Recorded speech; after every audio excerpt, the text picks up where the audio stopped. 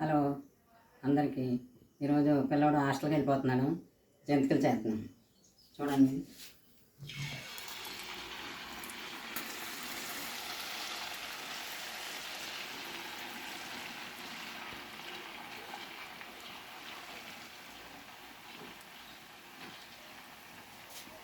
ఇగో జంతికలు తయారయ్యే జంతికలు.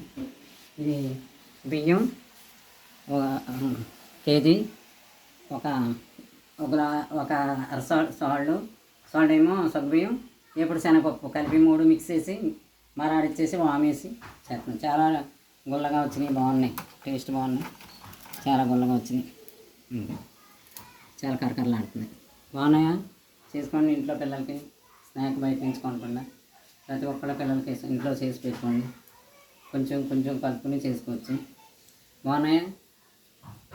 సరే, మళ్ళా అమ్మతో కాసేపు కలుసుకుందాం.